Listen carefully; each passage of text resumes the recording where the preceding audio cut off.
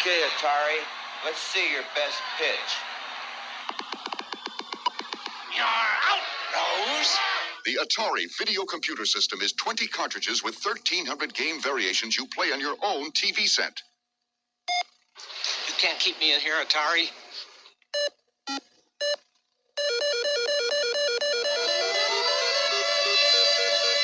Don't watch television tonight. Play it. There's many things that define being a Gen X kid or an 80s kid, but one of the big ones is the home video game console. 1977, the Atari came out and released the video game system. And it was the first home system that people could buy and really play video games at home. The first game, and let's be honest, one of the most boring, is the game that came with the Atari, which was Combat. And in this game, you either drove a tank or an old biplane or a jet plane. And it was a two-player game. You tried to kill the other one, shoot him so many times, and whoever had the high score wins. It was not a good game. One of the better games was Asteroids, and it was pretty basic, but you're in a little ship, and these asteroids come at you, and you try to shoot them, and as you do, they fragment into little pieces and go more directions to come at you. And you try to stay at the same place. It was so much easier, but you always ended up moving a little bit to get away from them, and you could never get back in the right spot, and they came faster and faster, and little alien ships came out at you. You could get a lot of bonus points if you shot them. So it was a pretty good game. So Pole Position came out, and that was the first real driving game that you could actually feel like you were driving, kind of. You know, the first one that looked like you were driving the car. And, you know, that led the way for all the racing games that we play today. It was really cool. You just raced and tried not to hit stuff and get points and get to the end. And it was a lot of fun. It was the first game of that kind that we had seen. It came out in 1982. One of the most popular games that came out was Donkey Kong. It was our first real sighting of Princess and Mario, which Donkey Kong held Princess hostage at the top of a construction site, and you, as Mario, had to save her. You climbed the construction site as Donkey Kong rolled logs at you, but being the Atari, they looked like honeycombs. But you tried to save her, climbed to the top, and then it had another board, and you just did the two boards over and over again, and stuff happened a little faster, and you just tried to save the princess as much as you could. Another game was Frogger, and it was actually a lot of fun. You tried to get this frog across a busy street, and then once you got across the street, you had to get him across into his home, and you jumped on top of, I think they were turtles, and across logs, more turtles, more logs, and to get 5 Froggers into the little homes up at the top. But the cars came faster and faster as the levels went along. And as you were jumping across the frogs, the turtles, and the logs, some of them randomly disappeared on you, making you jump fast or have to wait. Now, the most popular game in Atari's history was Pac-Man. It had been out at the video arcade forever, and when it came out, it sold like hotcakes. It made all kinds of money for them. And you moved Pac-Man around and tried to eat all the little vitamins and pills, and the ghosts chased you, but once you ate the power pill, you could actually eat the ghost and get a bunch of points for that. And it went from board to board to board, and it really was the same thing over again, but the ghosts moved faster, the power pills lasted less time, and, you know, it was fun to play, even though it was very repetitive. It was a lot of fun, and again, it made Atari a ton of money. Now, one of my personal favorites was Pitfall.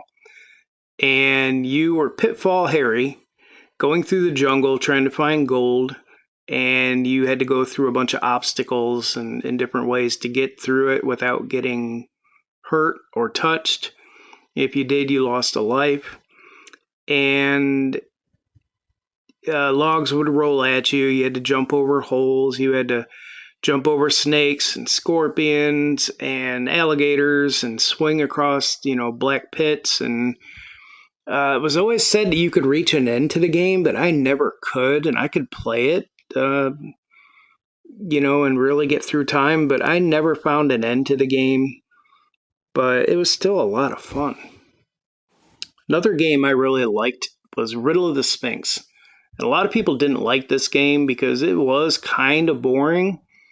You were this guy back in ancient Egypt traveling the desert, and you collected things. As you walked up to some of the people you passed by, they would give you stuff. Some of them would. There were people that would hurt you. There were scorpions that would come along. You could see the guys that would throw stones at you and try to hurt you, or the voodoo medicine man that would try to kill you. But the people that gave you stuff could also rob you and take stuff from you. You had to find certain things to help you move fast, things that could help you refill your water, your food. There were oases you could come across and drink water from. But there was a bunch of temples that you had to get into, and you had to find certain things to get into each temple. So you would travel the screen up and down, trying to make sure you got the right part to get into the temple, and you could only hold so many things. This is another game that was said to have an ending, but I played the shit out of this game, and I could not find an ending for it. I think people were making it up. If you ever found an ending, let me know. My dad's favorite game was a game called Atlantis. And you had the city of Atlantis, and you had to defend it from these spaceships that were coming to try to kill it and destroy the city. And you had 3 guns, each side in the middle, and you could see pieces of the city that you had to defend. And if they all got destroyed, the game was over. But you could lose 1 or 2, and then as your points went up, they would regain, regrow, rebuild. Now, Atlantis, I believe, had the distinction of being the first video game to get a sequel. The sequel was called Cosmic Ark, and I really liked this game. To help rebuild the city of Atlantis, you traveled the galaxy finding creatures to bring them back and repopulate Atlantis. And you had 2 boards. The board where you went to a planet and picked up the creatures, and you only had so much time to do it before an asteroid would come and kill your ship.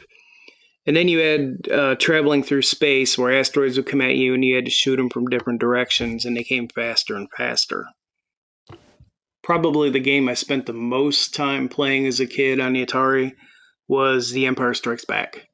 As a huge Star Wars fan, it was fun. But, no matter whether you like Star Wars or not, just the gameplay was really fun. It was repetitive. But you had a snow speeder, and you had to take out the AT-AT walkers before they made their way to the Hoth base. And you had to shoot each one 50 times, or the little flashing light would show up on it somewhere, and if you shot the flashing light, you would destroy it. But it was hard because the head kept moving up and down. And the walkers would go faster and faster, and if they made it to the base, you died. That was basically the gist of the game. You had so many lives, and you could land and repair your ship so many times. But it was great as a Star Wars fan. Another cool game that came out was Yar's Revenge. And it was pretty simple. You had this spaceship, which looked like a fly.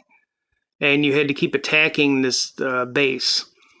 And the base would have protection around it. You had to shoot down, and every once in a while it would turn into this little crow-looking blade and come at you. And the thing that was really cool about Yar's Revenge was it came out with a comic book to explain the backstory of it. I mean, no video game came with a comic book, so that was really fun. Another popular game was Space Invaders, which I didn't really care for all that much. Basically, you were on the planet, and you had to defend against these aliens coming down, marching down in formation. And you had to shoot them all before they got there. And the more you shot, the faster they came. And you had 3 little bases to kind of hide behind. But that was really about it. Atari also had paddles that you could play with instead of the joystick. There weren't quite as many of those games as there was for the joystick, but one of them was Breakout. They also had Super Breakout.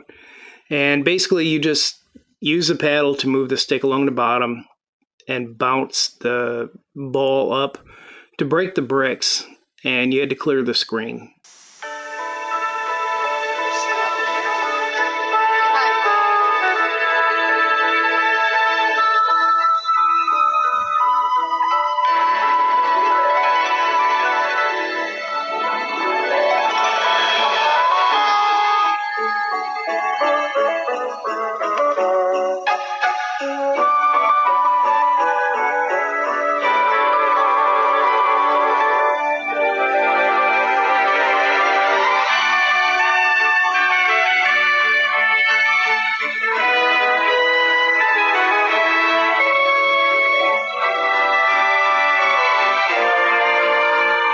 From Atari, made especially for systems from Atari.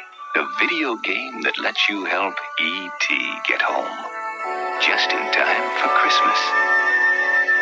Happy holidays from Atari. When the movie E.T. came out, somebody had the great idea to make a video game for it.